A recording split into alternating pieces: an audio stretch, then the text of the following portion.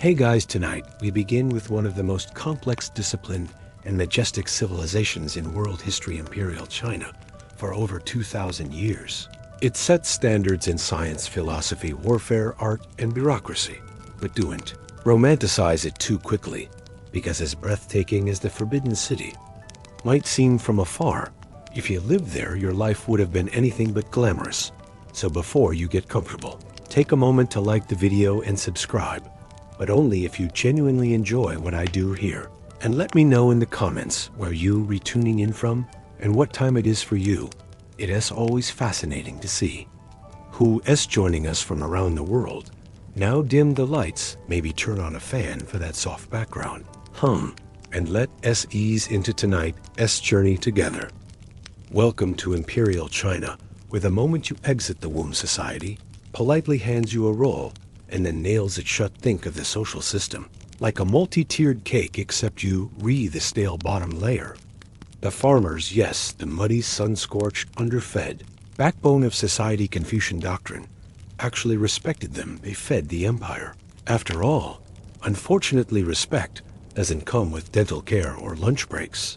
Then come artisans, the people who made stuff with their hands, paper, porcelain, fans. Frustration useful, the spiritual PowerPoint slide that dictates who gets to talk, sit, or breathe. First age beats youth, men outrank women, fathers outrank everyone. Even among siblings, older ones can talk over you if you the youngest. Just nod, smile, and hope you not blamed for something someone else did. There you eat it quietly, respectfully, and under the silent judgment of at least one grandparent who remembers when even gruel was a luxury meat. You and even ask that for festivals for chatter. You do and discuss dreams, goals, or how you cried last night thinking about the imperial exam. You eat facing the ancestral shrine. What you wear isn't about self-expression. It's about survival. Let's start with fabric hierarchy. Are you a farmer? Hemp, coarse, itchy, scratchy hemp. The medieval equivalent of wearing a potato sack. Dipped in disappointment, you restart in your own execution. Let's talk. Footwear, cloth shoes for peasants, embroidered silk slippers for the elite, practicality optional, comfort unlikely. You didn't dress for the weather, you dressed for the dynasty. And now the feet, specifically foot binding, the aesthetic equivalent of turning your toes into a curled up secret if you were a highborn girl. Your feet were broken, folded under and bound tightly from the age of 5. Why? Because tiny deformed feet, called lotus feet, were considered beautiful. A woman's worth was literally measured by how effectively she could hobble across a room without falling. Are you a noble silk, glorious shimmering silk that flows like poetry and whispers tax? The peasants more. And guess what? If you caught wearing the wrong fabric, you not just unfashionable. You committing a crime. Clothing wasn't just a matter of comfort. It was law the government had detailed. Regulations on sleeve width, hat-shaped belt, silently thankful for your ancestors, even if they left you a thatched roof, chronic anemia. And impossible family expectations. The bowls are rough ceramic. The spoons are made of wood. There is no napkin. You wipe your mouth with your sleeve, if it's clean enough, and get ready to start working off the meal you barely consumed. And as you rise, your father nods.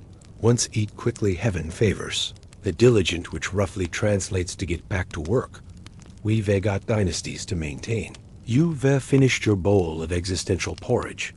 And now it is time to get dressed, not to impress, but to not get fined, flogged, or mistaken for a social class above your weddings and imperial officials who haven't visited a rice paddy since the Han Dynasty. Eggs are possible, but they usually preserved in salt or ash until they resemble fossilized.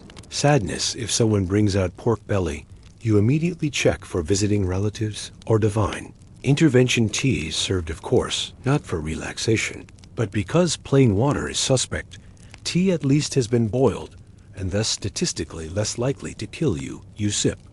Is no good morning in Imperial China. There is only a series of respectful rituals and a quiet prayer that today you woe and accidentally offend someone and get disowned. You bowed approximately 47 times before. Absolutely respected, not so much. But hey, at least they weren't.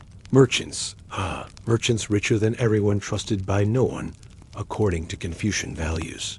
Congratulations, you've survived the opening ceremony of the day.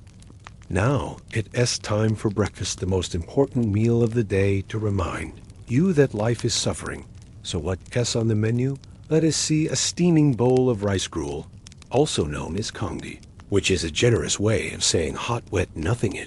It's made by boiling rice in water until the rice gives up and becomes soup. If you lucky, it has a little salt. If you really lucky, a stray sliver of pickled vegetable floats. I like a rare koi if your family is on the poorer end of the spectrum. And let us face it, you are that bowl of making a profit off other people, as labor was morally slippery, so you could be dripping in silk and silver, but still be treated like a tax-evading raccoon in a brocade robe. Then we reached the societal basement: soldiers, servants, butchers, actors, and criminals. Basically anyone you would hunt. Want to sit next to at a formal banquet? And monks somewhere in a gray area between holy man and why are you bald and barefoot in public? And finally, women not even on the pyramid. They were more like the gravel surrounding it, born to obey. Their fathers handed off to obey their husbands and expected to produce sons who could someday obey more men.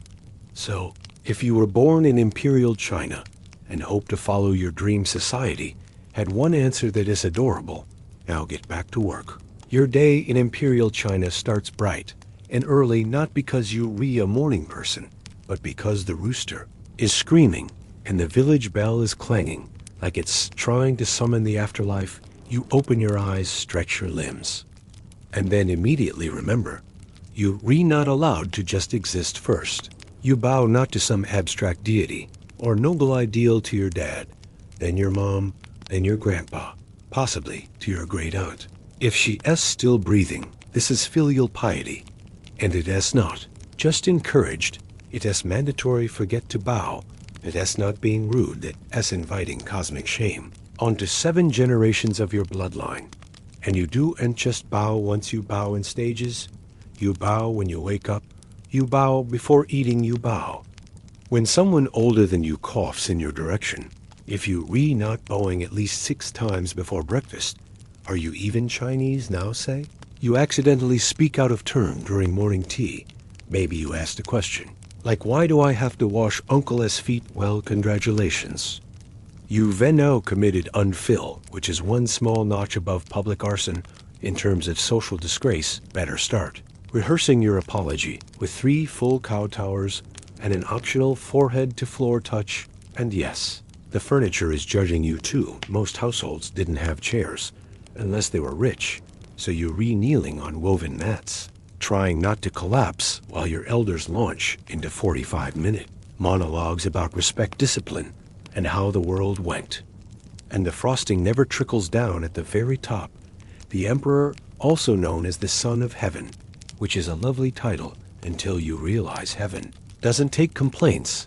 He rules by the mandate of heaven, meaning as long as the crops grow and rebellions stay quiet, his divine status remains unchallenged. If things go wrong, well, guess heaven changed its mind. Time for a new dynasty. Beneath him sit the scholar officials, men who spent most of their lives memorizing Confucian texts, quoting philosophy no one asked for, and developing hunchbacks from a lifetime of bamboo scrolls and social superiority.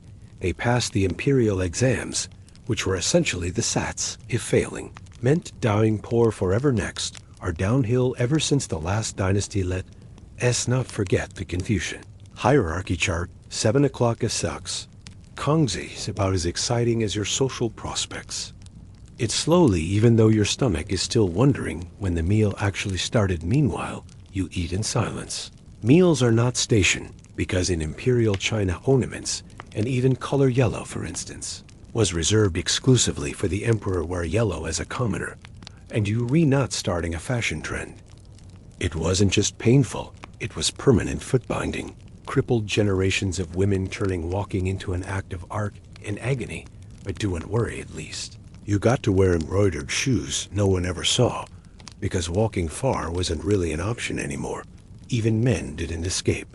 Wardrobe misery bureaucrats wore heavy layered robes year-round, even in summer, because status always outranked sweat. Some outfits even had winged hat flaps, designed to keep officials from whispering to each other during court. Service one day, the emperor may need a new road canal. Or Tungus, who is helping build it for free, with a smile to sit on fail, back to the rice fields peasant simple. Not even close these exams were less multiple choice and more memorize the entire Confucian canon word for word and write poetic essays that would make 1,000-year-old ghost weep imagine being judged not just on grammar and meaning, but on whether your handwriting flows like a... And loudly so your neighbors would whisper, your mother might cry, your father might give you the look. You know the one, the why weren't you born, smarter stare. So much a lifestyle as it was a seasonal suggestion. Let's start with the basics. Bathing it happened. Sometimes maybe once every few weeks, were made from animal hair tied to bamboo effective. Only if your goal was to mildly disturb your plaque into relocating dental. Hygiene wasn't great, which is probably why most older adults. The same outfit for weeks washing clothes required. Hauling water, boiling it, scrubbing by hand, and praying your shirt didn't disintegrate into fibers underwear existed. You were about 1,500 years too early. So you've survived the lice, the breakfast disappointment, and the soul-crushing exam prep. But before you even think about complaining to your neighbor, remember, in Imperial China, the law is always watching. And unlike modern surveillance, this one comes with bamboo sticks and very creative punishments. Let's begin with the legal code. Imperial dynasties. If you were accused of something, the court would often help encourage your confession with thumb screws, kneeling on spiked boards, or long hours in a stress position while being shouted at by a man with a scroll and no sense of humor. And here's the best part, you didn't even have to be guilty, just suspicious, inconvenient, or politically unlucky. Even, but wasn't a daily requirement, especially for peasants, who often wore none at all. Risky business. And don't forget the toilets, or actually do for your own sake. Had shapes how to grieve properly, and how long you were allowed to mourn your in-laws. Accidentally wear the wrong color on the wrong festival day. Technically criminal.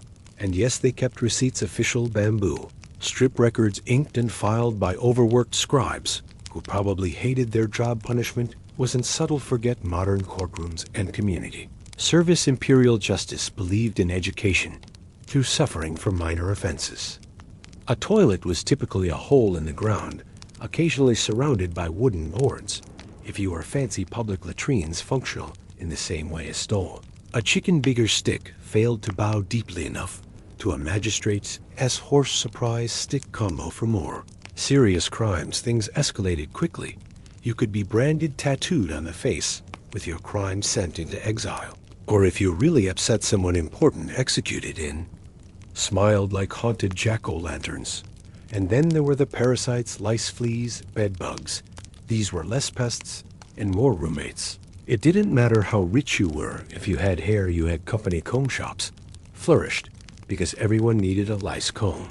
If you were lucky and not freezing to death in summer, sure, a dip in the river in winter, you might go a month without a proper wash. And no, there was no lavender-scented soap. Soap, when used, was made from animal fat and ashes. A gritty blend that felt like exfoliating with misery. Public bathhouses did exist, especially in larger cities, but privacy wasn't really a thing. You'd be scrubbing your armpits next to an elderly merchant and a shrieking. So yes, the exam could lift you to greatness or break your mind, your body, and your lineage, all for the chance to be overworked, underpaid, and micromanaged by palace eunuchs. Worth it. That up to Confucius feeling dirty. Yet don't worry, you will, because in Imperial China, personal hygiene. Morally upright river, one smudge, one character out of place. One metaphor too edgy, instant failure. Studying began in early childhood and didn't stop until your hairline did. Boys crammed inside freezing study huts or boiled themselves alive in summer, scribbling out essays until their fingers curled permanently into brush-holding claws. Tutors drilled doctrine into your skull, like And no shoes you refuse, and you rebranded a criminal, or worse, a rebel. And at the end of it, all you trudge, home covered in dirt to a bowl of thin porridge and the quiet satisfaction of not dying today in Imperial China.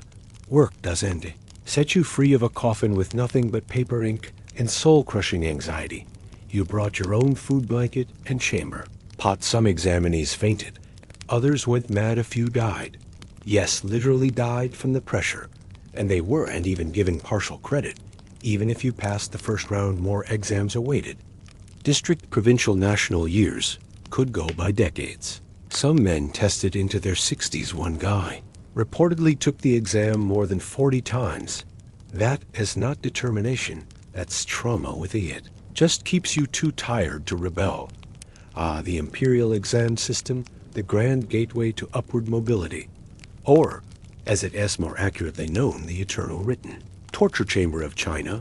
If you were a man born with a sliver of ambition and a family slightly wealthier than dirt, your life path was clear. Pass the civil service exam, succeed, and you become an official, respected, powerful with.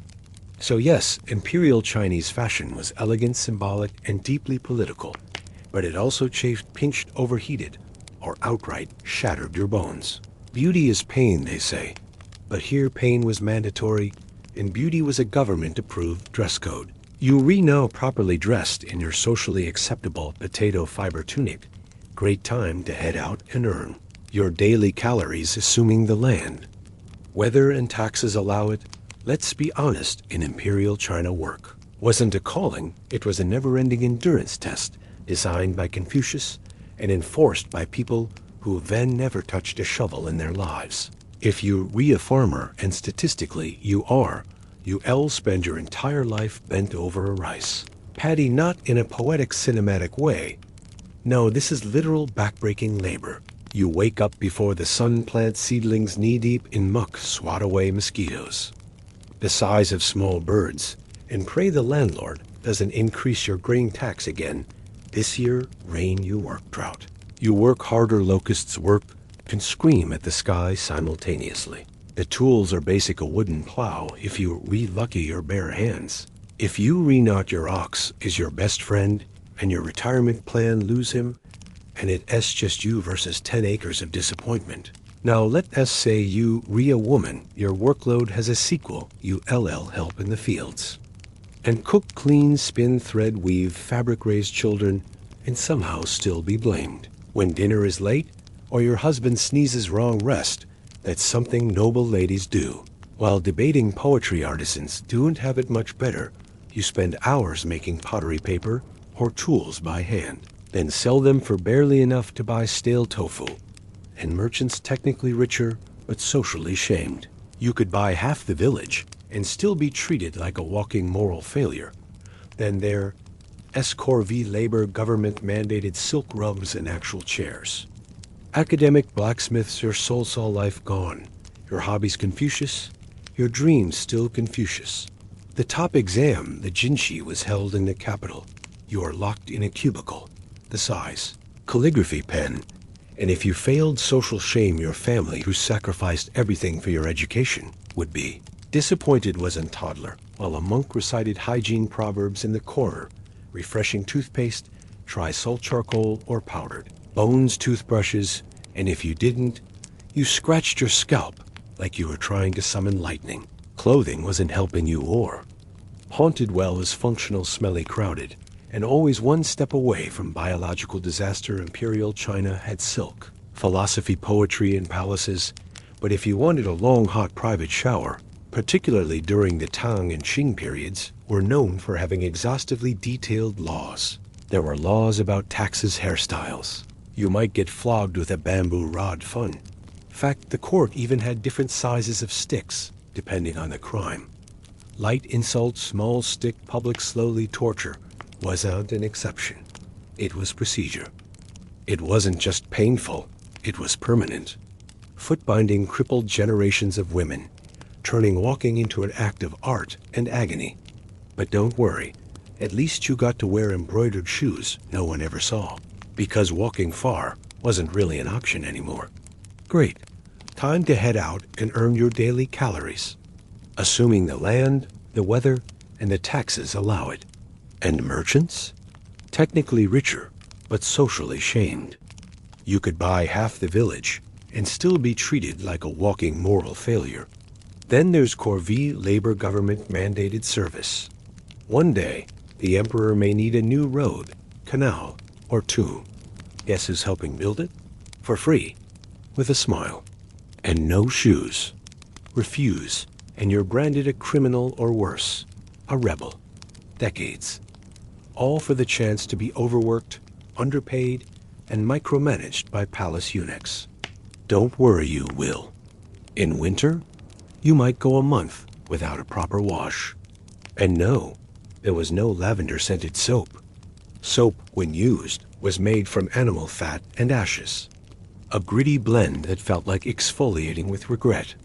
Public bathhouses did exist, especially in larger cities.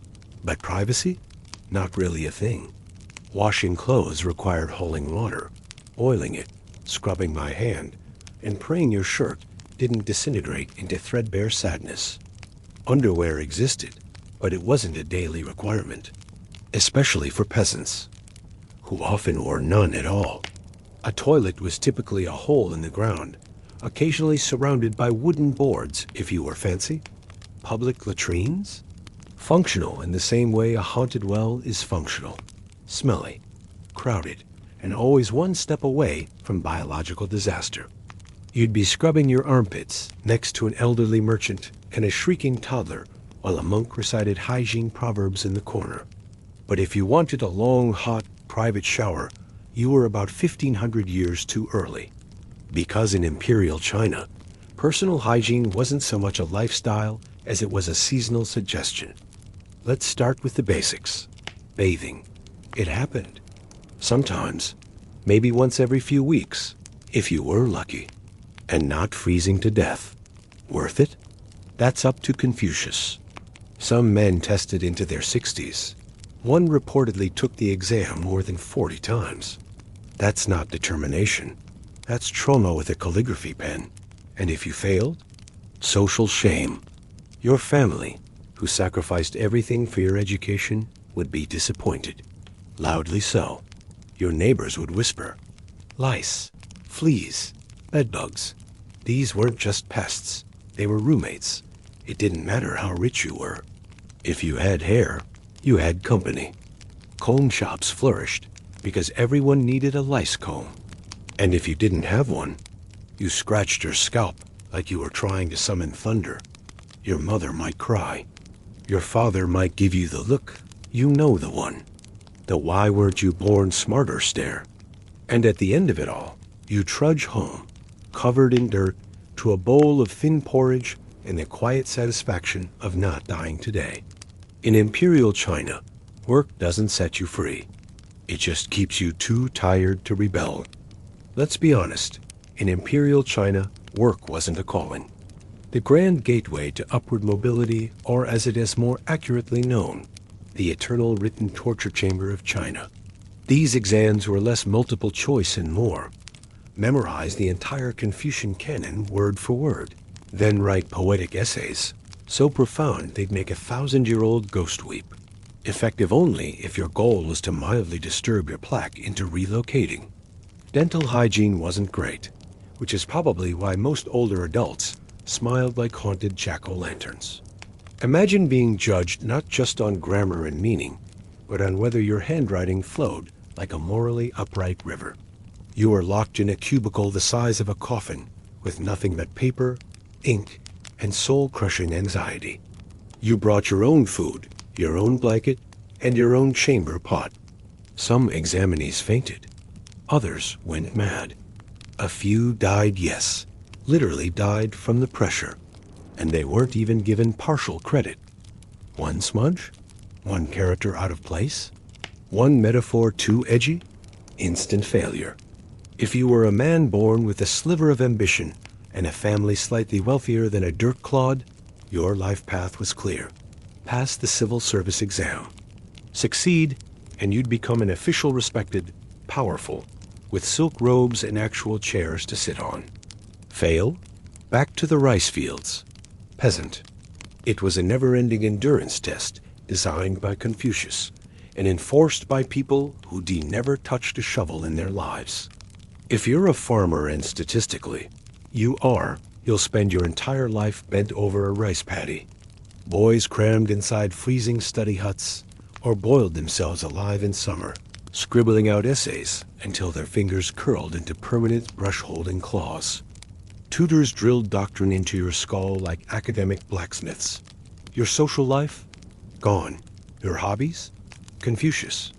Your dreams? Still Confucius. Not in some poetic, cinematic way.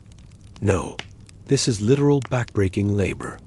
You wake up before the sun, plant seedlings knee-deep in muck, swat away mosquitoes the size of teacups, and pray the landlord doesn't increase your grain tax again this year. Rain? You work. Drought? You work harder. Locusts? You work and scream at the sky simultaneously. Even men didn't escape wardrobe misery. Bureaucrats wore heavy layered robes year-round, even in summer, because status always outranked sweat. Some outfits even had winged hat flaps, designed to keep officials from whispering to each other during court. So yes, Imperial Chinese fashion was elegant, symbolic, and deeply political. But it also chafed, pinched, overheated, or outright shattered your bones. Beauty is pain, they say, but here, pain was mandatory. And beauty was a government-approved dress code. You're now properly dressed in your socially acceptable potato fiber tunic. The tools are basic. A wooden plow if you're lucky. Your bare hands if you're not. Your ox is your best friend and your retirement plan. Lose him, and it's just you versus 10 acres of silent disappointment. Now, let's say you're a woman. Your workload has a sequel. You'll help in the fields, then cook, clean, spin thread, weave fabric, raise children, and somehow still be blamed when dinner is late or your husband sneezes wrong. Rest? That's something noble ladies do while debating poetry. Artisans don't have it much better. You spend hours making pottery, paper, or tools by hand, then sell them for barely enough to buy stale tofu. Ah, the imperial exam system. Simple? Not even close. Studying began in early childhood and didn't stop until your hairline did. The top exam, the Jinshi, was held in the capital. Even if you passed the first round, more exams awaited. District, provincial, national. Years could go by. So yes, the exam could lift you to greatness, or break your mind, your body, and your lineage. Feeling dirty yet? In summer, sure a dip in the river. Refreshing? Toothpaste? Try salt, charcoal, or powdered bones. Toothbrushes were made from animal hair tied to bamboo. And then there were the parasites. Clothing wasn't helping. You wore the same outfit for weeks. Risky business. And don't forget the toilets, or actually, do. For your own sake. Imperial China had silk, philosophy, poetry, and palaces. Effective. Terrifying. Still, rebellions did happen. From the Yellow Turban Rebellion to the White Lotus Uprising, desperate people occasionally rose up. And while some sparked chaos, most were brutally crushed. The survivors were either enslaved, silenced, or drafted into public works projects they wouldn't survive long enough to finish. Even talking about rebellion was dangerous. Writing a sassy poem that hinted at discontent? Boom, arrested. Eunuchs, ministers, concubines, scholar officials, all locked in a constant game of polite treachery. The only thing more cutthroat than court life was actual throat-cutting, which also happened a lot. Concubines vied for favor, sabotaged rivals, and hoped to birth a prince. There were officials executed for writing poems about the weather, because the emperor took the hint. Oh, now the real fun began. Succession disputes. Secret wills. It cared if your family paid its taxes on time and produced able-bodied sons to draft into the next border defense project. From the emperor's viewpoint, you were one speck among hundreds of millions, and not even a glamorous speck. The idea of being unique, of standing out, was as threatening to the state as a crop blight or a Mongol invasion. You weren't the golden imperial seal or a sacred relic. You were a moving part in a rice-producing, silk-spinning, canal-digging machine built to sustain dynastic continuity. Even your body belonged to the system. Drafted for public works, you might be sent to build a canal you'd never benefit from, or guard a wall you'd never see finished. Die along the way? No problem. There were always more grains where you came from. Mysterious deaths. The Great Wall snaked across mountains. The Forbidden City stood like a jewel of imperial will. And poetry flowed like the Yellow River, beautiful, endless, and often fatal if interpreted incorrectly. For every emperor buried beneath a mountain of jade and gold, there were hundreds of laborers buried beneath the same mountain because they were inconvenient witnesses. Not because they loved oppression, but because the system had convinced them it was the natural order of things. That heaven had appointed their emperor. That filial piety, obedience, and silence were virtues. That suffering quietly was a form of virtue. And lives cut short by law, famine, or conscription. The system worked brilliantly for the top few. For everyone else, it worked them until they collapsed. They don't always see the concubine poisoned in the harem, the starving mother selling her comb for rice. But because that world wasn't built for survival, it was built for endurance, tradition, and control. Or the scholar who failed the exam for the 7th time and simply disappeared. Unfortunate illnesses. Half the court usually didn't survive the transition, preferably one who didn't get poisoned before age 5. The empress might technically be in charge, but good luck controlling 30 jealous women with nothing to do but scheme creatively. Your robe might be red, but so was the floor beneath it. Confess under bamboo interrogation. If you were lucky, you'd get exiled to the outer provinces to think about your actions. Somewhere cold, rocky, and strategically flea-infested. So yes, rebellion sounded romantic, the stuff of dramas and legends. But in reality, you were more likely to become a cautionary tale carved onto a public plaque. But here's the grand truth about life in Imperial China. You were a statistic, a head count, a line item on a dusty tax ledger. To the Empire, you were not a person with hopes and dreams. Your death was noted mostly, so your family wouldn't keep trying to claim your rations. And in between, your life's purpose was to not cause problems. Stay in line, fulfill your role, and try not to starve during a drought. You were a grain of rice, small, anonymous, easily crushed, and ideally harvested for labor or revenue. Adorable.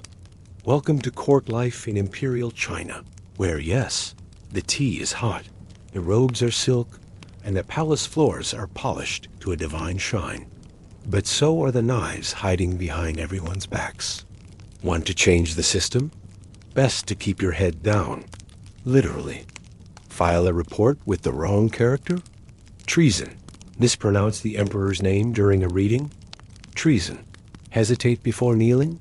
Treason adjacent, at the very least. Many started humbly, rose swiftly, and became gatekeepers to the emperor's inner world. Upset the eunuch? You might find your promotion mysteriously delayed, or your name headed to a secret accidental disappearance list. So maybe you thought, if I can't make it as a peasant, maybe I'll rise through the ranks, ace the exams, and live a comfortable life as a government official. Let's begin with the Forbidden City, the Emperor's heavily guarded wonderland. Inside, everyone is smiling and plotting. If you were an official, your every move was watched, not just by spies, but by rivals waiting for you to mess up. And let's talk about eunuchs, castrated palace servants who wielded disproportionate power. Meanwhile, the imperial harem wasn't a romantic fantasy. It was a high-stakes political battlefield.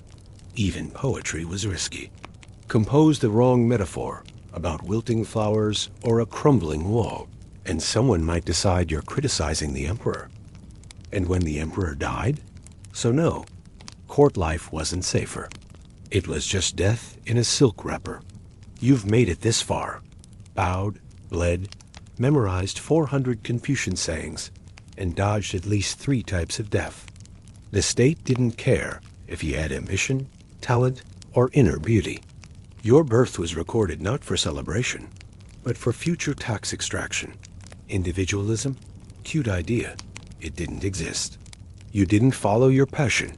You followed your father, your master, or your assigned bureaucratic rank. Harmony was everything. Even your emotions were expected to be in line with your social status. Feeling sad as a peasant? Acceptable? Feeling inspired? Sit down. The census didn't ask what your favorite poem was. It asked if your roof leaked and whether you owned a pig. In Imperial China, you mattered, but only as long as you could be counted, taxed, or buried quietly. So here we are, 15 chapters deep. And if you've been paying attention, one thing is clear. Imperial China was magnificent, and magnificently merciless. Yes, this civilization gave the world some of its most profound inventions. Gunpowder, paper, the compass, printing, bureaucracy that actually worked, mostly. The legacy? Unmatched. The reality? Backbreaking, hierarchical, and constantly one bad rice harvest away from collapse. For every elegant brushstroke recorded in a scholar's diary, there were 10,000 peasants ankle-deep in mud, wondering whether this year's tax grain would leave anything left to eat. The brilliance of Imperial China didn't come cheap. It was paid for in childhoods, lost to exam study, backs spent from fieldwork, and the worst part? Most of them accepted it. That legacy, the duality of splendor and suffering, is what still echoes today. When people look back at Imperial China, they often see the calligraphy, the architecture, the philosophical quotes, carved into stone. So no, you wouldn't last a day in Imperial China. Not because you're soft. And yet, through it all, the empire endured. The people endured. But only a few of their stories were ever told. When the final survivors reached California in April 1847, the ordeal was over, but the scars, emotional, cultural, and historical, were just beginning to form. News of the Donner Party's ordeal spread east like wildfire, twisting with each retelling, growing darker and more grotesque. But now it was stained with the image of starving settlers, roasting human flesh over pine wood fires. Journalists fixated on every ghastly detail, who ate whom, who died slowly, and who took too long to die. The name itself became a cautionary tale. Children were warned. Don't take shortcuts. Don't stray from the trail, or you might end up like them. But beneath the horror, something more complex lingered questions about survival, morality, and just how thin the veneer of civilization really is when the snow won't stop falling. He served in the Mexican-American War, prospered in San Jose, and lived to an old age. And Fed is now known as Donner Lake, a postcard of natural beauty with a name that hums with unease. Over time, the landscape became part of the legend. Tourists came to see the site where the cabins once stood, to walk the snowy trails where the forlorn hope had trudged, to gaze at the mountains that refused to let the pioneers pass. The Donner Party wasn't just about failure or cannibalism. The facts were gruesome enough, but that didn't stop storytellers from making them worse, or in some cases, more heroic. Virginia Reed, years later, published her own account. She begged future pioneers to avoid shortcuts and listen to those with experience. Others stayed silent, worn down by the weight of their memories and the world's fascination with them. Some survivors were romanticized cast as tragic pioneers who had faced hell and returned with scars. Others, like Louis Kesselberg, became villains in the public imagination. He was accused of hoarding food, murdering Tamzin Donner, of enjoying what he had to do to survive. None of these accusations were proven, but truth in the age of printing presses and dime novels was never the priority. The public loved extremes. They didn't want nuance. They wanted either martyrs or monsters. It was about how far people will go to protect their families, to cling to hope, to choose life, even in its most terrible form. And in the silence of the mountains, that choice still echoes. Locals told stories, some whispered the place was cursed, that the trees still remembered, that the winds carried voices.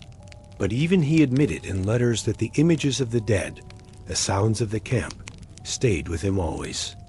On top stands a solemn pioneer family father, mother, and child facing westward, ever hopeful. The pedestal beneath them is 22 feet tall, marking the height of the snow that winter. It's a monument to endurance, to tragedy, to the thin line between civilization and survival.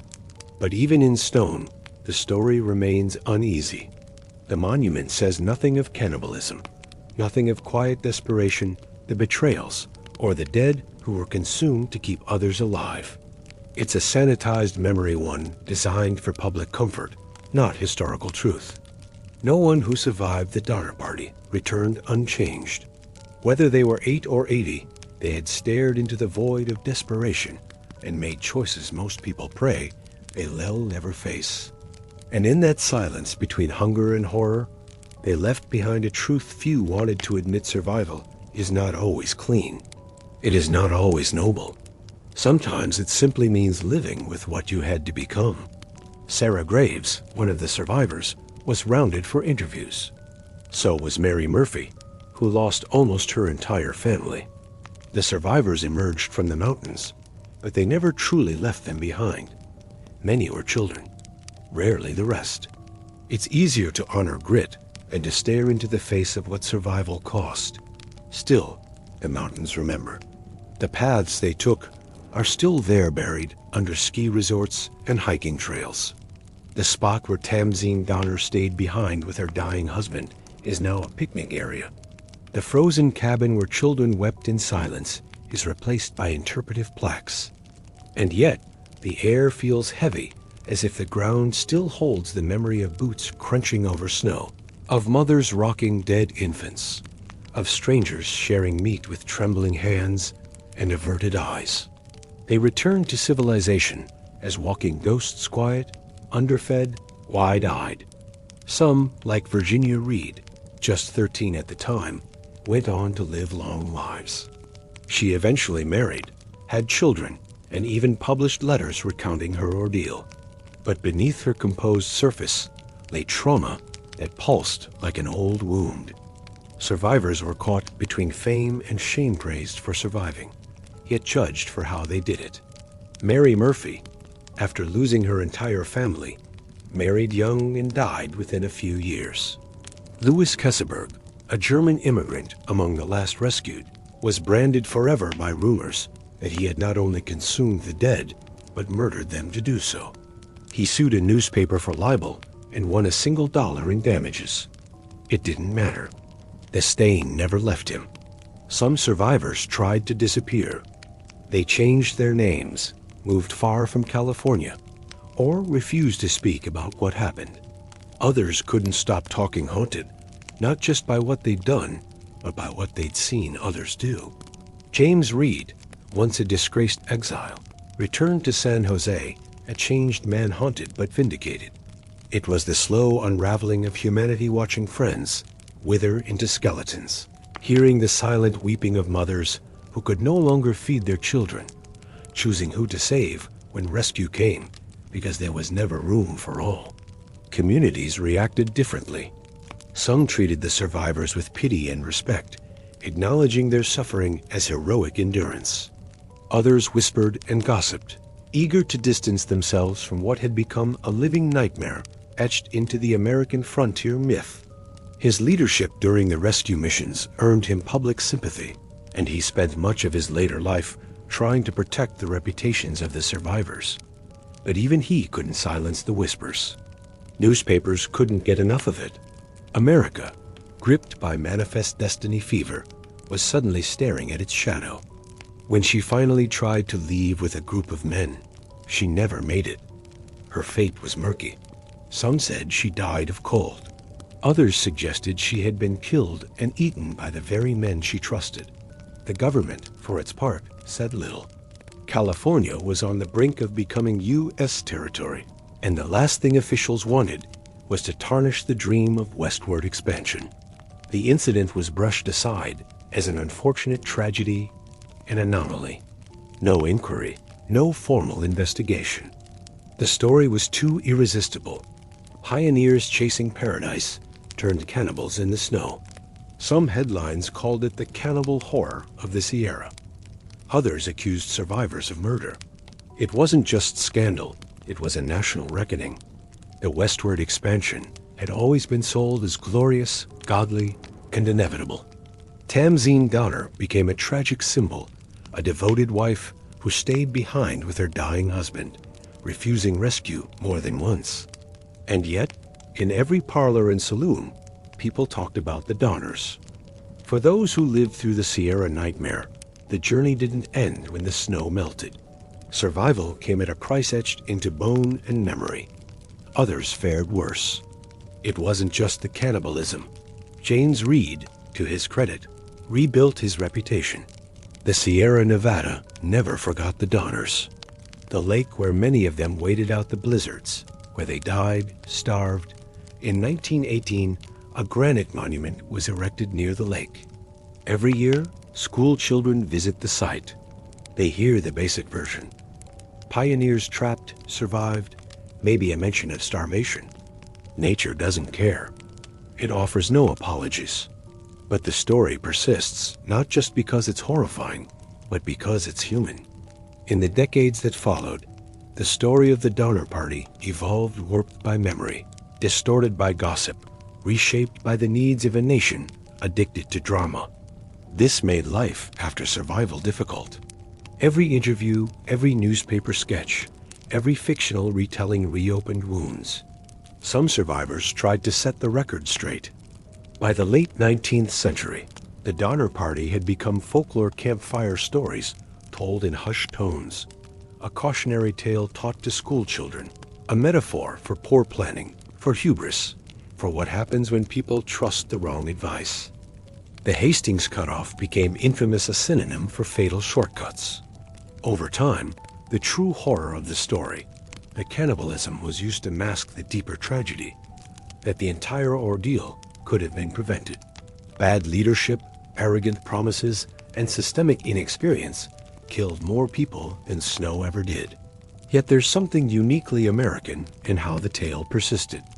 The real legacy lies in everything that led to it, the illusion of shortcuts, the fatal power of poor leadership, the faith placed in maps drawn by dreamers instead of realists. The Donner Party exposed the fragility of the American dream when tested against the harsh indifference of nature. And yet, in that collapse, we also find something else: endurance. In the end, the Donner Party reminds us that human strength is not measured in glory, but in resolve. Not in conquest, but in the brutal, terrible choice to keep breathing even when every comfort, law, and illusion of civilization has been stripped away. So we remember them not just for what they did, but for what they endured, not as legends or cautionary tales, but as people terrified, determined, flawed, and human. And in the Sierra winds, their story still whispers through the trees, forever frozen in time, forever unfinished. It's not just a story of failure. It's a story of obsession, with movement, with reinvention, with the fantasy of taming nature and destiny. They rebuilt, married, had children. Some stayed in California. Others moved away to escape the whispers. A few even became quietly prosperous. Their lives weren't defined by what they had done to survive, but by the choice to keep living after it. But the cost of that survival is eternal. The Donner Party was a mirror, reflecting not just desperation, but the myth of westward perfection cracking under its own weight. The truth is, there were no heroes, no villains, just humans making impossible choices. And while the snow melted and time marched forward, the question never truly faded. What would you have done? Today, the Donner Party stands as more than a footnote in American history. It's a symbol distorted, debated, and deeply uncomfortable. Unlike other tales of pioneering grit, this one refuses to sit neatly in the gallery of noble westward expansion. It's a story that still bites. Tour guides speak in quiet tones. Historians argue over the details. Writers still can't leave the story alone, because the Donner Party asks questions history usually avoids. What happens when every option left is the one you swore you'd never choose? What happens when the dream of paradise turns into a snowy tomb? And if survival is all that's left, does it still matter how you achieve it? We remember the cannibalism, yes, but that was only the final act. The survivors didn't just make it down from the mountains. The site at Donner Lake still stands preserved and somber. Visitors walk through pine trees and melting snow, reading plaques about hunger and courage. There are no satisfying answers, just echoes and bones buried beneath the snow. The Hastings cutoff became infamous a synonym for fatal shortcuts. Over time, the true horror of the story, the cannibalism, was used to mask the deeper tragedy, that the entire ordeal could have been prevented. Bad leadership, arrogant promises, and systemic inexperience killed more people than snow ever did. Yet there's something uniquely American in how the tale persisted. It's not just a story of failure.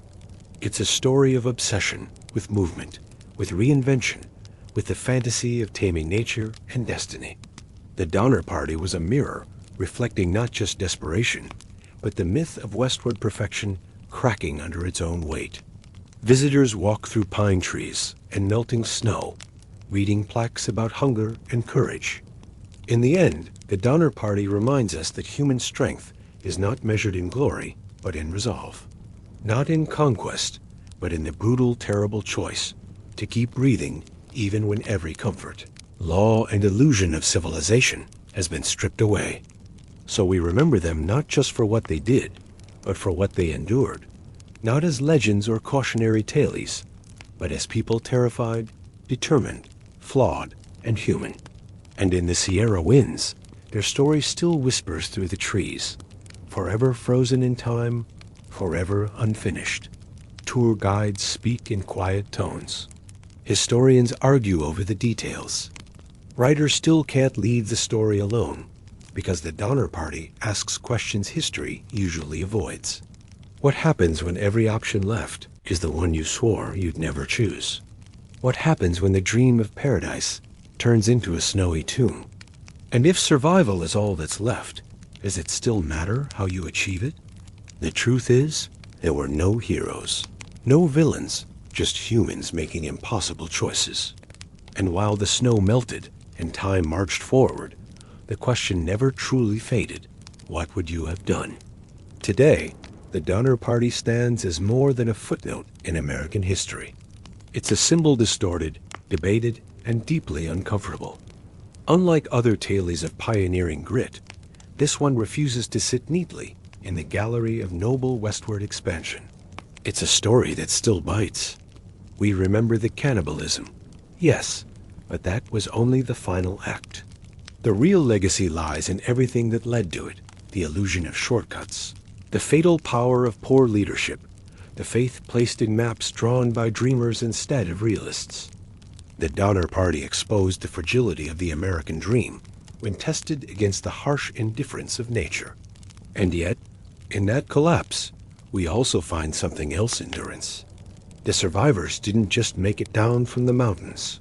They rebuilt, married, had children. Some stayed in California. Others moved away to escape the whispers. A few even became quietly prosperous. Their lives weren't defined by what they had done to survive, but by the choice to keep living after it. But the cost of that survival is eternal. The site at Donner Lake still stands preserved and somber. There are no satisfying answers, just echoes and bones buried beneath the snow.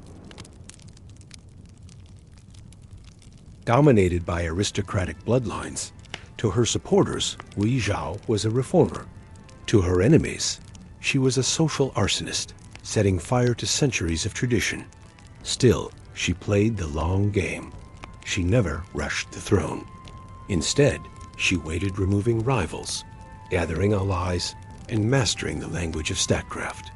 She planted informants like seeds throughout the bureaucracy and used the imperial secret police like pruning shears. Any official who opposed her found themselves demoted, exiled, or executed. No more proxies, no more sons sitting on the throne with her hand behind their backs. She declared the end of the Tang dynasty and announced the birth of a new regime, the Zhou dynasty, named after a golden age of ancient Chinese history, carefully chosen to evoke legitimacy and virtue. Temples were built across the empire, proclaiming her as the reincarnation of Maitreya, the future Buddha.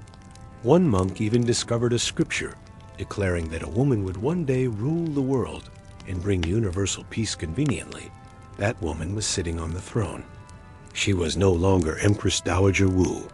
She was Huangdi Wu Zhao, China's first and only female emperor. In a patriarchal society, it was nothing short of heresy, and yet it worked. She strengthened the civil service exam system, ensuring that bureaucrats were chosen by ability, not birthright. Rumors of executions, forced suicides, and torture chambers circulated like dark incense behind palace walls. For 15 years, Hu Zhao wasn't just the most powerful woman in China, she was the most powerful person.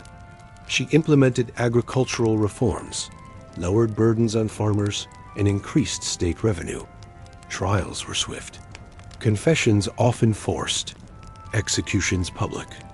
Her enemies painted her as bloodthirsty, but in truth, she was surgical. This wasn't madness. It was method. She had rewritten tradition, defied Confucian order, and outmaneuvered generations of noblemen. That meant one thing.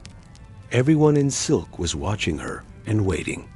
She also elevated the status of women at court, placing female relatives and trusted concubines into positions unthinkable a generation before. Under her reign, the empire remained largely stable and prosperous. Under her rule, literacy expanded, civil service exams were reformed, and state infrastructure improved. She hadn't just ruled, she had governed effectively. Yet her mind remained sharp, ever alert to the shifting winds of court politics.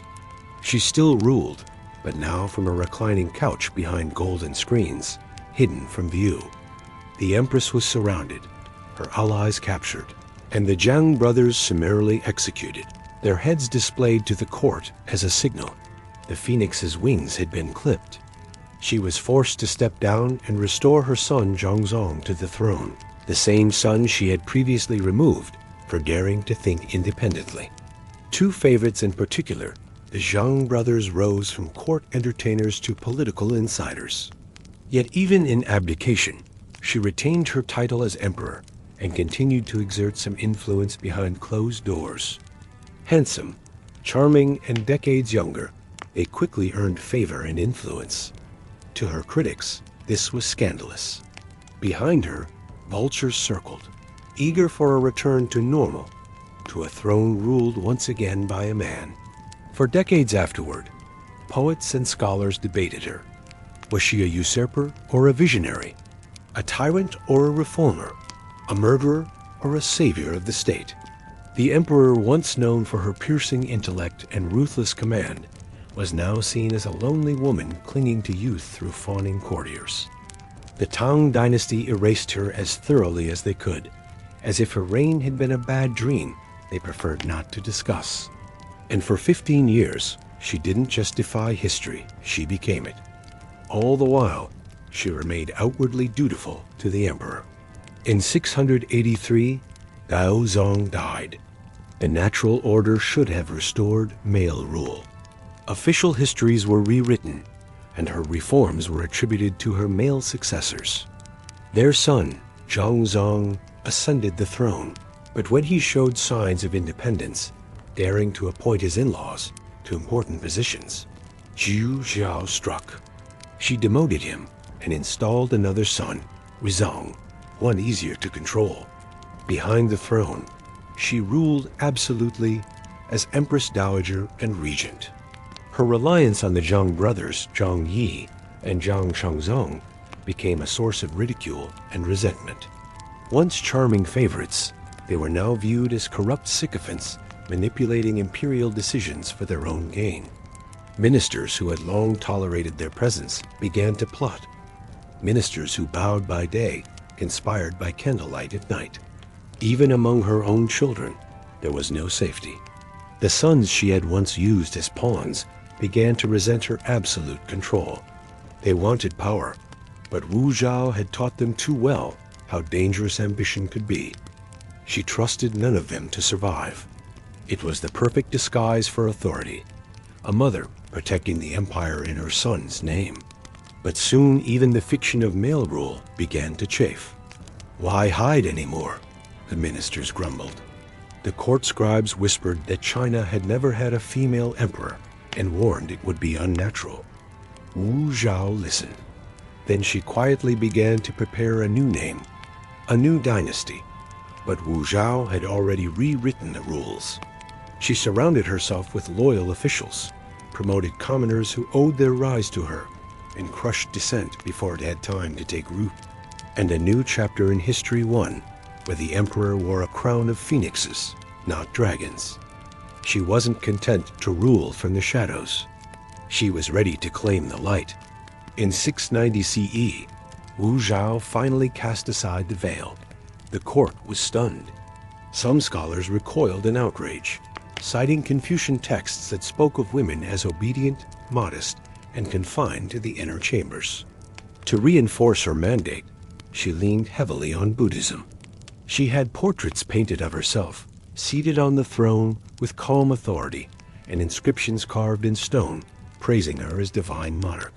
Wu Zhao governed with a mixture of steel and silk. But her power came with a price. She relied on a secret police network that sniffed out dissent like incense smoke in a temple. Court intrigues intensified. Critics disappeared. Even so, she ruled with iron grace. She wore the dragon robe, gave imperial audiences, and issued decrees under her own name. She had climbed every rung of a ladder she was never meant to touch, and now she stood alone at the top.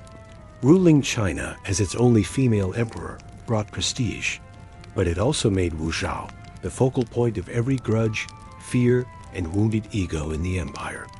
The court seethed with quiet rebellion. Wu Zhao didn't just govern. She played a relentless game of psychological chess. Suspected conspirators were removed under vague charges. She created new ranks within the bureaucracy titles that seemed grand but carried little real power. It was her way of rewarding loyalty without handing over control.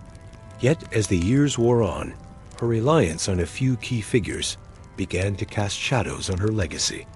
Whispers of corruption and decadence began to spread, but those whispers couldn't erase her accomplishments. Still, her health began to decline. Her grip on power, though firm, was weakening. Wu Zhao knew the end was approaching. The only question now was, would it come by illness or betrayal? By the early 700s, Wu Zhao was in her 70s, an advanced age for anyone, let alone an emperor. Her body grew frail. Her strength waned. Those closest to her began circling like wolves, sensing weakness. In 705 CE, the palace finally snapped. A group of senior officials and generals launched a swift coup. It wasn't bloody. It didn't need to be. Faced with overwhelming pressure and deteriorating health, Wu Zhao had no choice but to abdicate. She retreated into retirement, her once vast court reduced to a small entourage. China may have changed the name on its throne, but the echo of Wu Zhao's reign still lingered in every policy, every law, every shaken official, afraid of another woman with ideas. She died later that same year, no grand tomb inscription, no flowery epitaph. Her name was quietly removed from official histories. But history, like Wu Zhao herself, is difficult to silence. What is certain is this: she broke every rule the empire tried to write for her. After her death, the Tang moved swiftly to erase Wu Zhao's unprecedented reign. Her name, once proudly carved into records and temples, was scratched out, replaced with safer, more familiar male names. Yet despite the state's efforts, Wu Zhao refused to vanish. You can erase a name, but not a reign that shaped a generation. She restructured the civil service, making exams more meritocratic and reducing aristocratic nepotism. She defended the empire's borders, launched successful military campaigns, and kept internal rebellions largely in check, an achievement most male rulers could only hope for. The people remembered her. Scholars couldn't ignore her. Foreign emissaries continued to speak of the female emperor who once ruled the greatest empire on earth. In a strange twist of fate, it was the very scholars and historians tasked with minimizing her legacy who ensured its survival. Her rule wasn't just a political anomaly. It was a civilizational pivot point. Stories of her cruelty were exaggerated. Her lovers multiplied. Her ruthlessness elevated to near demonic proportions.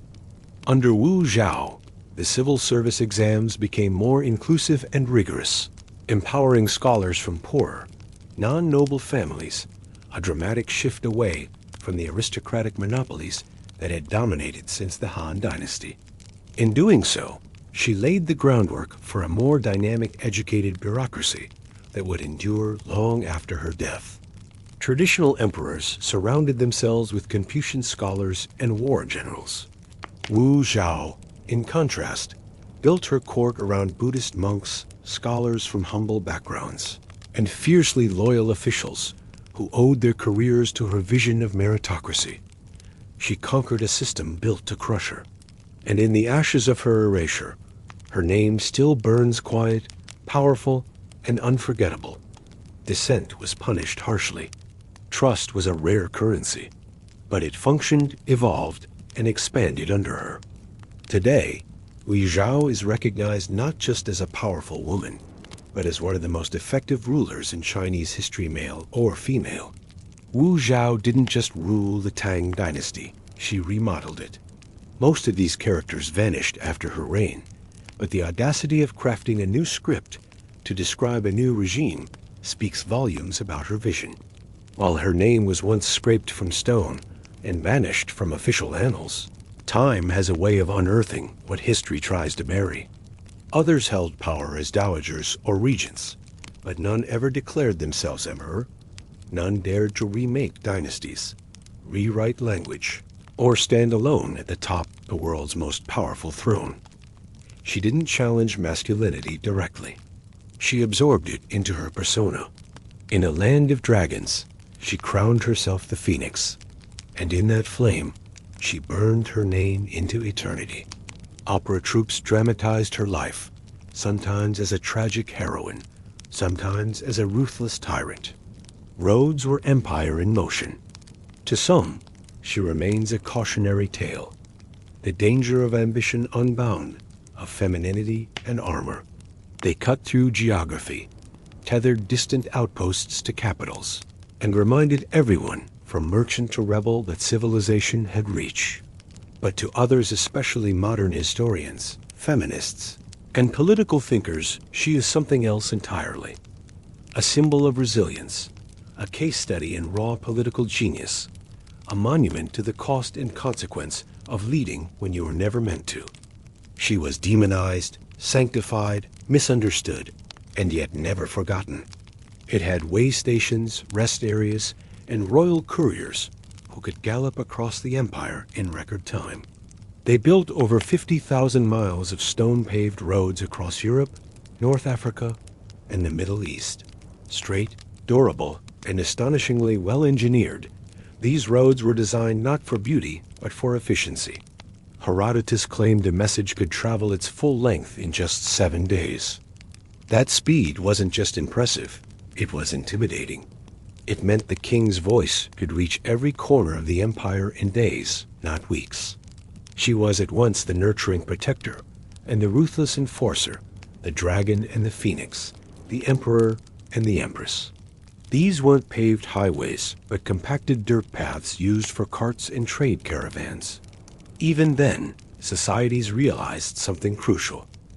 When people move, Ideas, goods, and influence move with them, and whoever builds the path controls the flow. Temples, pagodas, and colossal statues were erected in her name and image. Her enemies died not just in disgrace, but sometimes without trial, their voices lost to history. Her compassion was selective, her justice strategic. She was not a saint, but she was never trying to be. At Longmen Grotto, a massive statue of Vairocana Buddha bears unmistakable features, resembling Wu Zhao, herself regal, calm, and all-seeing. In her eyes, you see the gears of systemic injustice turning. In her reign, the moment they were jammed. She didn't just defy expectations, she obliterated them. And yet, she also paid the price of greatness. These were not just religious offerings. They were political monuments. Each structure whispered the same radical message. A woman could embody cosmic order. Her reign, complex and contradictory, remains a masterclass in statecraft, political survival, and ideological manipulation. It was easier to villainize her than to admit she had outperformed many of her male predecessors. Her accomplishments were undeniable. She elevated Buddhism to new prominence, making it a central pillar of imperial legitimacy. For women, Wu Zhao's reign was a brief, radiant constellation in a dark sky of subjugation. She appointed women to key positions, funded female education, and offered unprecedented access to the levers of power. Her rule became a mythic precedent proof that a woman could not only survive the palace, but dominate it. Still, her legacy is tangled. Later Confucian historians painted her as a monster in makeup, a femme fatale who seduced her way to power and bathed her court in blood. But modern historians have begun to balance the scales. She ruled in a time that said she should be silent. To understand Wu Zhao's reign is to understand the China she shaped, not just through edicts and executions, but through culture, ideology, and identity. For one, she redefined what it meant to be imperial. This fundamentally altered the power structure of the Tang dynasty. Culturally, she sparked a golden age of Buddhist art and architecture. She also changed the language of rulership.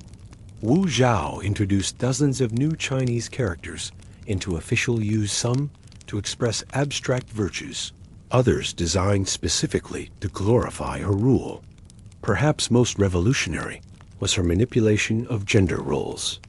By portraying herself as both mother and sovereign, she fused the intimate and the imperial. Her empire was not perfect. Despite centuries of resistance, her legacy cannot be denied.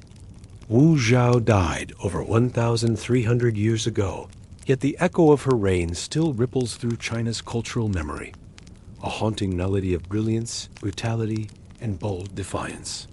In the centuries that followed, she became a paradox in popular folklore portrayed as everything from a cruel seductress to a divine ruler.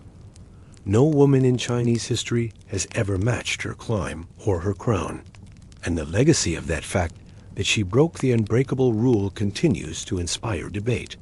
Even today, Wu Zhao is more than a historical figure, she's a mirror.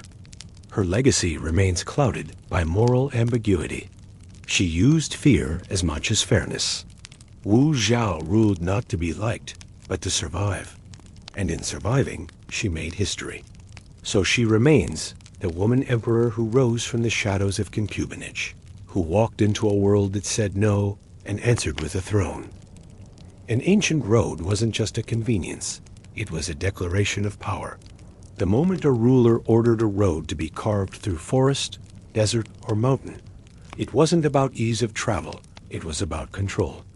Unlike rivers or oceans, which nature dictated, roads were human impositions. A good road meant troops could move fast, taxes could be collected efficiently, and goods from the frontier could be brought to the heart of the empire. The earliest known roads go back to Mesopotamia, around 4000 BCE. In ancient Persia, the royal road stretched over 1,000 miles from Sardis to Susa, but it was the Romans who perfected the road as an imperial instrument. Marching legions, grain shipments, imperial messengers, each depended on the stone beneath their feet. Roman roads often began with military purposes in mind, but their civilian impact was just as transformative. To build a road was to reshape the land, and with it, reshape the power that ruled it. Farmers could get their goods to markets. Travelers could cross regions in safety. They connected Britain to Egypt, the Rhine to the Danube, and every strategic military outpost in between. These roads made the empire feel smaller, faster, and more manageable. Their greatest tool wasn't just the aqueduct or the arch, it was the road. Roman roads weren't mere pathways. They were the bones of an empire. The phrase, "all roads lead to Rome," wasn't metaphorical, it was logistical. The roads moved more than mail, they moved legions. A rebellion in Gaul, a skirmish in Judeo-Roman troops, could march hundreds of miles faster than any enemy expected. Roads encouraged trade, migration, and the spread of Roman law, language, and architecture. They were arteries pumping culture as well as conquest. Roads became an extension of Rome's military muscle, silent, solid, and always advancing. The bottom layer, statumen, was made of large stones. Above that came rudis, a mix of crushed stone and lime. Wherever Rome built, the world changed beneath their feet. Next was nucleus, a layer of compacted sand or gravel. Finally, the sumdorsum, a paved top of interlocking stone slabs, often crowned in the center for water runoff. Cities became linked not just by politics, but by stone and sweat. It tied together one of the most challenging landscapes on Earth deserts, jungles and mountains soaring past 13,000 feet. In every civilization that mattered, the road was never just about transportation. It was about transformation. These bridges had to be rebuilt yearly, a community ritual that still survives in parts of Peru today. All transport was by foot or llama. But the Inca had something even more efficient: chasqui, relay runners. These messengers sprinted between tambos, rest stations built every few miles. Roman roads came with infrastructure: mile markers, rest stops, and way stations called mansionese, where officials and messengers could rest and resupply. Each step reinforced imperial order and religious harmony. From snow-capped peaks to coastal deserts, the roads made unity possible. If the ancient world had an engineering superpower, it was Rome. In the high mountains, they became narrow paths cut into cliff, sometimes no more than a foot wide. The roads linked provincial centers, military outposts, agricultural hubs, and sacred sites. The Romans built over 50,000 miles of roads, stone laid expertly, drained, and arrow straight. Roman engineers followed a formula. First, they chose a route not necessarily the easiest, but often the straightest. Then came surveying, using tools like the groma to measure right angles and distances. Once the path was set, excavation began. A Roman road was built in layers, like a cake of conquest. The result was a road that could withstand centuries of weather, hooves, and sandals. Some are still in use today, but engineering was only half the story. It was a political artery, a demonstration of imperial sophistication, and one of the earliest true long-distance highways in recorded history. Couriers would switch horses and continue riding at top speed, a system that prefigured the Pony Express by over 2,000 years. Merchants, military units, diplomats, and tax collectors used them constantly. The cursus publicus, Rome's courier system, used these roads to move messages across the empire at astonishing speed, nearly 50 miles a day in some cases. But with soldiers came settlers, and with settlers came cities. The result was a surprisingly smooth and fast connection across a continent-spanning empire. For Rome, a road wasn't a luxury. It was a necessity, a symbol, a message carved in stone that said, asterisk, Rome is here. Tolls were sometimes collected at river crossings or mountain passes. While Rome built roads in stone, the Inca Empire built theirs in the sky. Alexander the Great used it to invade the empire. The Romans expanded upon its concept. Even today, modern highways follow parts of its ancient route. Stretching over 25,000 miles, the Capac-Own, the great Inca road system, was a marvel of Andean engineering. And the Inca did it all without the wheel, without draft animals beyond llamas, and without metal tools in the European sense.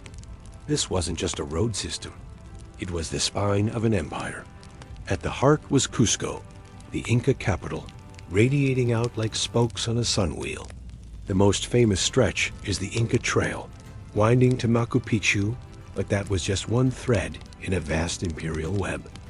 Many were hard-packed dirt or gravel, occasionally reinforced with planks in muddy regions or stone slabs in high terrain. The roads varied in size and construction. In the lowlands, they were wide and paved with stone.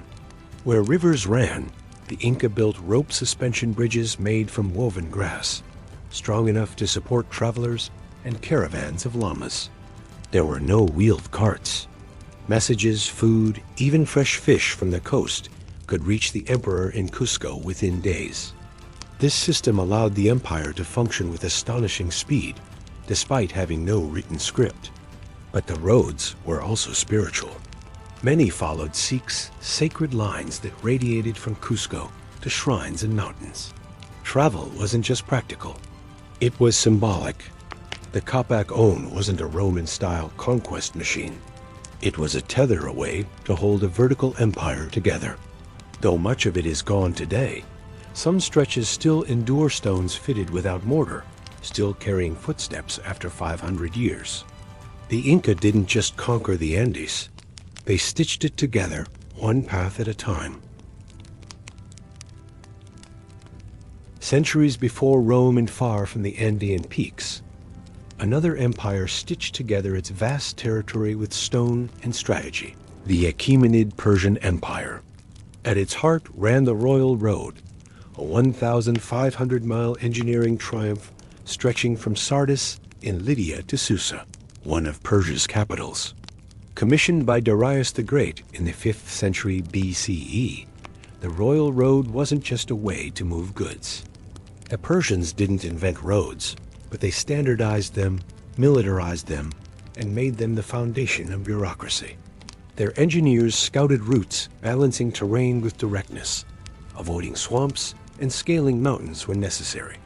Herodotus wrote that royal messengers could cross the entire Royal Road in 7 days, a journey that would take a regular traveler about 90.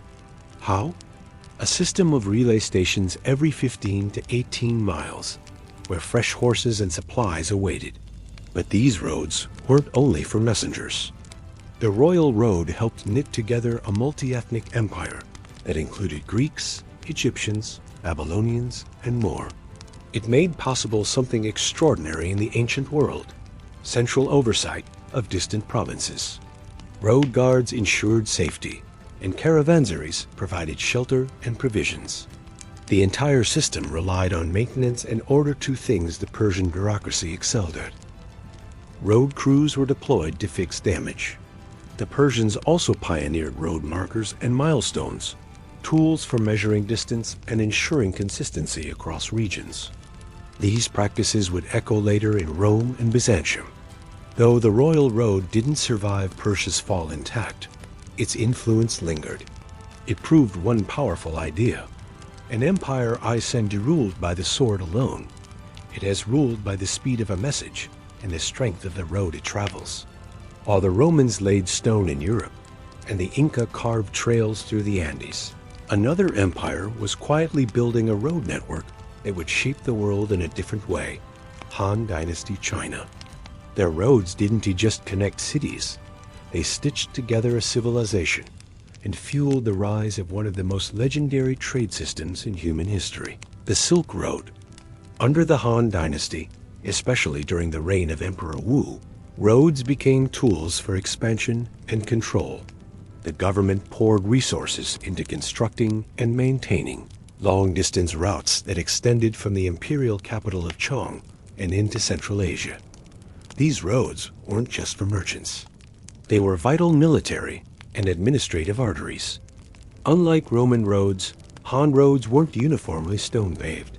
But what they lacked in uniform engineering, they made up for in scale and organization. The postal relay system, known as the Yishuan, was remarkably advanced.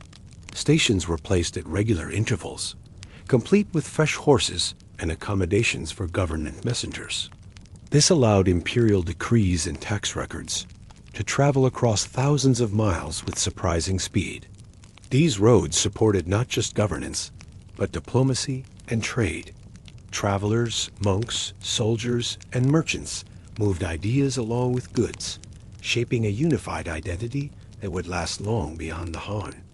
Envoys like Zhang Qian, who journeyed westward into Central Asia, opened contact with cultures as far as Persia and India. Silk, jade, paper, and spices flowed outward. In return, China received horses, glassware, and new agricultural ideas. Security was essential. One of the most famous was the sacred way from Athens to Eleusis, used during the Eleusinian Mysteries, religious festivals dedicated to Demeter and Persephone. Pilgrims, kings, and philosophers alike took this winding road through mountains and valleys to consult the oracle. Along the way were treasuries, shrines, and inscribed stones, forming a spiritual journey as much as a physical one. Each year, thousands of initiates walked this road in a grand procession, chanting hymns and carrying offerings. For them, the road was not just a path, but a rite of passage, a journey from the world of the living into mystery and transformation. The Han invested heavily in maintaining military garrisons along these routes, especially near the Gansu Corridor, a narrow, windswept strip of land that acted as a gateway between China and the West. After renouncing violence following the bloody Kalinga War, Ashoka turned to public welfare, and roads became central to that transformation. Watchtowers, beacon mounds, and walled settlements dotted the roads, creating a lattice of imperial presence. These weren't just dirt paths. They were deliberately engineered routes, often lined with trees for shade, wells for water, and rest houses for travelers. This stretch later became part of the northern trade route that would evolve into the Silk Road, linking India to China, Persia, and the Greco-Roman world. From the Mauryan Empire in the 3rd century BCE to later Gupta rule, Indian civilizations developed a remarkably organized road network that connected fertile river valleys, coastal ports, trade towns, and holy cities. Trade flourished from the eastern coast. Goods like spices, textiles, ivory, and gems traveled inland and outward, reaching Roman ports and Central Asian markets. Even great sages took to these routes in quiet contemplation. Think of Xenophon's Anabasis, describing the long retreat of Greek mercenaries through Persia, a brutal road-bound odyssey. Engineers used gravel, wood planks, and packed earth, often slightly elevated to prevent flooding. Or imagine Socrates, who often walked from the Agora to the Academy or the Lyceum to teach under the open sky, his feet tracing worn paths of dialogue and debate. Roads served kings, farmers, saints, and scholars alike. They didn't just connect empires, they connected worldviews. They were feats of engineering overcoming rivers, ravines, and rugged terrain. To build effective roads, civilizations mastered bridge building, drainage, and durable construction. But what they did build, though more modest in scale, reveals how roads could shape not only commerce and war, but culture, religion, and identity. The Ponte Milvio in Rome and the Alcantara Bridge in Spain are prime examples. They weren't built by emperors to display dominance. They emerged organically, shaped by marketplaces, sanctuaries, and social rituals. Their bridges weren't just practical.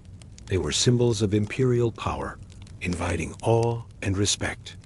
In the wet, monsoon-prone lands of India and Southeast Asia, roads were often elevated on causeways or filled with layers of gravel to prevent washouts.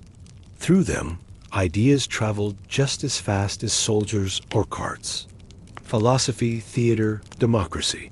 Even Olympic athletes all moved on dusty, narrow roads winding through olive groves and city gates. These bridges were lightweight, but incredibly strong. Rebuilt annually by local communities and rituals still practiced today. Crossing these bridges was not just a physical challenge. A well-maintained road could mean the survival of a city through trade and communication. The famous Zhao Bridge, built during the Sui dynasty and completed in 605 CE, is the world's oldest open spandrel stone segmental arch bridge. They were lifelines that allowed empires to thrive, expand, and endure, and reshaped their environments to move people, goods, and ideas across vast landscapes. It combined aesthetic grace with remarkable engineering, allowing heavy traffic to cross the Jing River for centuries, but a cultural one binding communities to the land and to each other. And while many vanished beneath later cities or were reclaimed by dust and desert, their legacy remained. Through these roads, China didn't just defend its borders, it opened a door to the world. Instead of imperial highways, the Greeks developed a patchwork of stone-paved local routes, often connecting city-states rather than unifying a vast empire. When roads were kept in good repair, empires flourished. When neglected, regions drifted into isolation, rebellion, or decline. These roads followed natural terrain and were typically narrow, just wide enough for pack animals or chariots. Culturally, the road system enabled the spread of Confucianism, Buddhism, and administrative practices across diverse regions. They show how early engineers and leaders understood geography not just as a barrier, but as a canvas to reshape. Han roads weren't built to impress. They were built to endure. The ancient Greeks are rarely celebrated for their roads. They didn't build grand highways like the Romans or stretch vast networks like the Persians. Greece's rugged mountainous terrain made road building difficult and expensive. Yet despite their simplicity, these roads played a crucial role. Another iconic route was the Pan-Hellenic road leading to Delphi, home of the Oracle of Apollo. Greek roads weren't only sacred. They were used by soldiers, philosophers, and traders. What set Greek roads apart wasn't their engineering, it was their integration into daily life. Simple as they were, Greek roads carried the weight of a civilization that changed the world not by force, but by thought. In ancient India, roads weren't just channels of commerce, they were arteries of spiritual life, imperial governance, and cultural exchange. The most transformative period for ancient Indian roads came under Emperor Ashoka, the Buddhist monarch who ruled most of the subcontinent around 268-232 BCE. Ashoka ordered the construction and expansion of roads across his empire. He placed inscribed stone pillars along the roads, not to mark distances, but to declare edicts urging compassion, truthfulness, and religious tolerance. It was governance by visibility. The most famous of these roads ran from Pataliputra to the northwest frontier, connecting the Ganges Plain to present-day Pakistan and Afghanistan. Indian roads carried more than goods. They carried faiths and philosophies. Buddhist monks walked these roads to spread their teachings. Hindu pilgrims journeyed between sacred rivers and temples. The roads became bridges between ideas. Roads linked urban centers like Taxila, Ujjain, and Varanasi, each a hub of commerce and scholarship. Though many Indian roads were not paved like Roman ones, they were maintained seasonally, especially before monsoon rains. What made India's ancient road system unique wasn't brute force. It was plurality. In that blend of purpose, part political, part spiritual, part economic, India paved not just roads, but pathways to influence that stretched far beyond its borders. Ancient roads weren't just flat paths stretching across land. The Romans pioneered bridge engineering. Their roads often crossed vast rivers, using stone arch bridges structures that could support heavy loads and endure centuries. The Roman arch used keystones and carefully cut stones to distribute weight perfectly. But the Romans weren't alone. The Inca, faced with wild rivers cutting through Andean gorges, built rope suspension bridges crafted from woven grasses and vines. In ancient China, engineers developed beam bridges and pontoon bridges. Drainage was equally critical. Roman roads were crowned in the center to shed rainwater quickly, with ditches on either side. Some empires even built roads with multiple layers of materials compacted soil, stones, gravel, and paving slabs to ensure durability. Beyond bridges and drainage, the creation of way stations and mile markers along ancient roads provided travelers with rest, supplies, and orientation. Early versions of highway rest stops. These engineering achievements didn't just facilitate movement. They shaped economies, warfare, and culture. A bridge could mean the difference between an army crossing into enemy lands or being stopped cold. Ultimately, the engineering behind ancient roads was an expression of human ingenuity, a testament to how societies adapted to. Throughout history, ancient roads were more than mere pathways. Roads connected distant cities and remote villages, enabling trade, communication, and cultural exchange that defined civilizations. Empires understood that without efficient roads, armies could not move quickly, governors could not enforce law, and merchants could not prosper. Roads shaped economic hubs, encouraged urban growth, and influenced the spread of religions and philosophies. The Silk Road, the Roman Via Appia, the Incan Capaconal carried more than goods. They carried ideas and identities. The maintenance of these roads required vast bureaucracies and dedicated labor forces, reflecting the organizational prowess of empires like Rome, Persia, China, and the Incas. Roads became a measure of an empire's reach and stability. But roads also symbolize human ambition, the desire to connect, control, and communicate across vast spaces. Today, many ancient roads lie beneath modern highways, while others remain archaeological treasures. They remind us that the infrastructure we often take for granted was once a monumental achievement paved with sweat, stone, wood, and ingenuity. The legacy of ancient roads is alive in every journey we take, every letter sent, and every trade route that links our globalized world.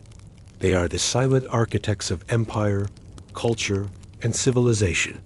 In essence, the story of ancient roads is the story of humanity itself ever on the move, building bridges both literal and metaphorical, across time and space.